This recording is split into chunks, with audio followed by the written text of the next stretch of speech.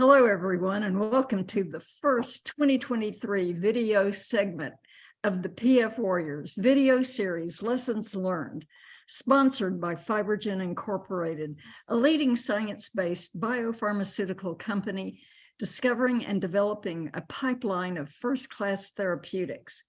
I'm Shelley Mathis, Executive Director of the PF Warriors International Support Group. We'll be posting these video shorts to educate and inform you of things going on in the world of pulmonary fibrosis and interstitial lung disease. Today, I'll be interviewing Tracy Ganske, who is with us today. She is the Director of Patient Advocacy and Patient Engagement at FibroGen. She comes with nearly 20 years experience in biotech, pharma, and medical device industry in the medical affairs area. And in the last several years, has focused and niched in rare disease patient advocacy. Her background as advanced practice nurse, entrepreneur, consultant, digital marketing specialist have helped companies like FibroGen develop patient-centric strategies to engage patients in all phases of clinical research. On the personal side, she's traveled to over 136 countries and works with nonprofit organizations that support indigenous people all over the world. And in her free time, produces documentary films. Her last film, End of the Line, Women of Standing Rock, concerning the war over the pipeline in North Dakota, was nominated for an Emmy Award. Tracy, welcome to Lessons Learned. Thank you, Shelley. Good to be here. Thank you. Okay, and thank you for joining us. First, I noticed on LinkedIn that you have a PhD in nutrigenomics. For those of us who are not familiar with this degree, how would you describe it? I think in just simple terms, it's really like the study of how food affects genes, a person's genes, and how a person's genes affect the way the body responds to that food, particular food group. So learning just how genes and diet kind of go together to affect somebody's health and the risk for developing certain diseases, like, for example, cancers or another rare disease. Oh my heavens, I think we need to have another segment with you where we talk about that specific topic. That's fascinating. Yeah. So your background and education have given you knowledge that's perfect for the work that you do at FibroGen, obviously.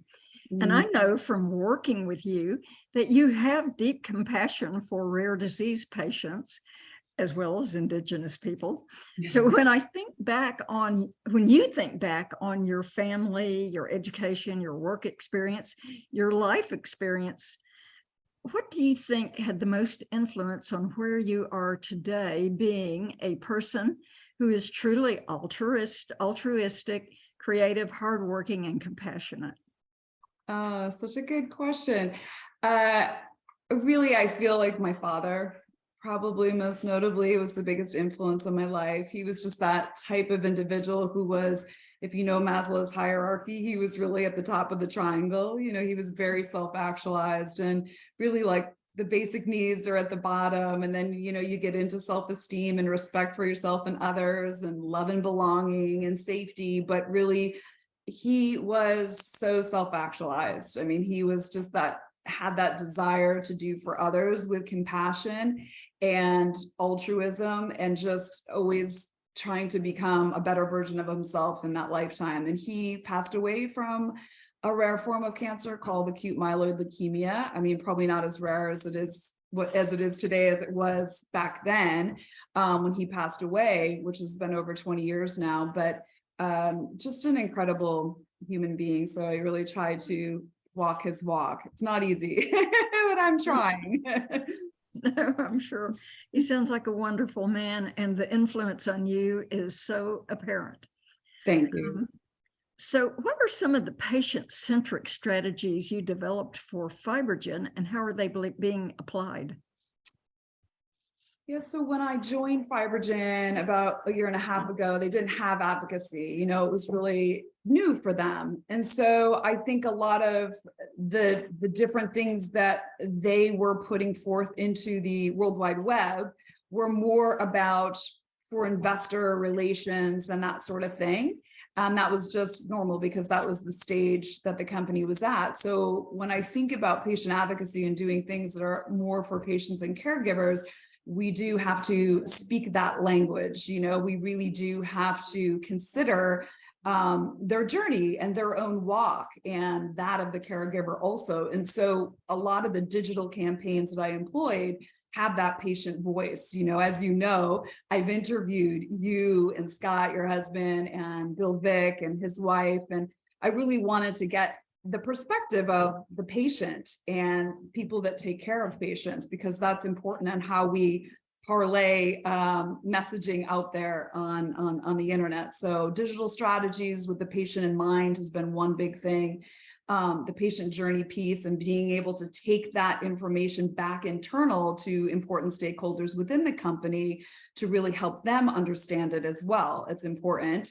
And then I would say, another big area I've been focused on is just diversity and inclusion. And so how we get messaging out to our minority populations, putting some of that, language into different languages and Spanish in particular, and then our African-American population and those minorities. And so I've partnered with an organization called Black Health Matters, and they've been very instrumental in helping us get the word out into those communities also. So what wonderful work. And everything that we've had contact with FibroGen people on, they are all kind and compassionate. And thank heavens for your work too, because a lot of times we will have, as you know, pulmonologists and, other doctors who are fairly secluded from patients. They may have a handful they see, but not too many. And, when they get to do a video with us, at least 4 of them have said, oh my gosh, I never get to talk to patients or hear them talking to each other. And it's been, a real eye opener. So I think that probably you're helping open some eyes there in the science community. I hope so. So also, Tracy, it's not unusual for me to call you occasionally and find that you're off the grid, which explains your personal interest in indigenous people. So please tell me more about this side of your life and the documentary film you produced that was nominated for an Emmy. Oh gosh, yeah, it's a big hobby of mine. I love, I have always had a passion ever since I was a small child of indigenous people. I think, reading National Geographic and always feeling like I was of a different world, I think, traveling in my mind. And so, yeah, I feel like really what started me on that path was my own health and wellness, to be honest with you. I struggled with something called Lyme disease, which really was rare when I contracted it many years ago. And no doctor really could figure out what was wrong with me. So I went on this exploration of sorts. And really before I learned to kind of heal myself through diet, through different plants, I really was able to get a lot of information and wisdom from indigenous people from all over the world, from Africa to South America to, all over the hill tribes of Vietnam. And most of them they don't have access to pharmaceutical medications, right? So they're really looking at nature as an apothecary. And I learned a lot from them along the way on how to heal my body and how to heal myself through the power of positive thinking, of course, diet, and then a lot of plants. And I know that seems contrary to what I do here in the pharmaceutical world, but they do really go hand in hand. I don't think there's any sometimes we do think of it that way, like, oh, it has to be a Western model or it can only be an Eastern model. I think they can be complementary and really work nicely together. And even for people with IPF, we're now starting to look at things like NAC and acetylcysteine and zinc and some of these natural supplements that can be very helpful for people. So I think that's what started me on that path of listening to indigenous wise elders and people that have had this kind of information for, generations upon generations. Fascinating. And Lyme disease is truly a dreadful disease if it's not caught and treated early. Right. Now, tell me a little bit more about the film you produced and how you were nominated for an Emmy. Oh, well, documentary films are a labor of love for sure. And so they take a long time to film.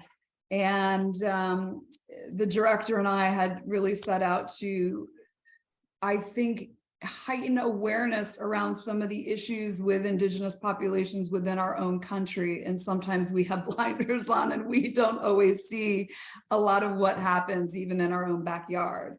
And there was a really big incidence with the pipeline and who owned the sacred land underneath that pipeline, were they the indigenous First People or was it the government? And the government really thought that it was something that they needed to invade that sacred indigenous land for money.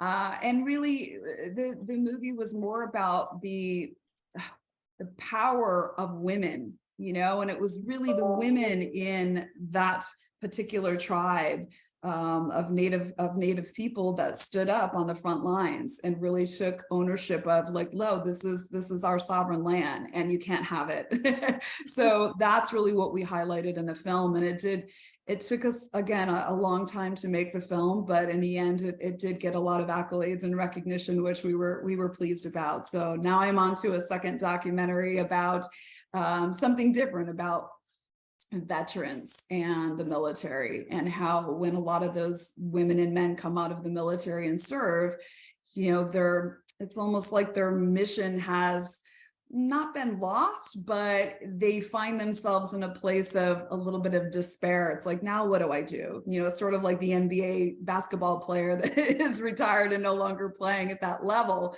How do they feel fulfillment and how do they feel like they're still serving, but maybe in a different way?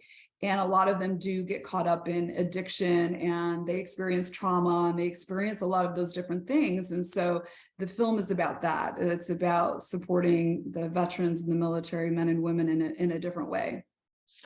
Oh my heavens, that's so valuable. It just so happens that the PF Warriors is working on an initiative as well to help the veterans who have pulmonary fibrosis. A lot of them got that from those burn pits. Yes. And they're really suffering. So we have, as you know, a lot of information and a lot of support. So hopefully we can get some of your thoughts on that going forward. Of course. And so Tracy, I want to thank you so much for joining us today and the support that you've given the PF Warriors, and for realizing that this Lessons Learned series is truly valuable and innovative and an endeavor worth of FibroGen's support and time. So thank you. Always. Thank you, Shelley. Thank you. Okay. And thank you all for joining us today to watch Lessons Learned, and hope to see you next time. Bye-bye for now.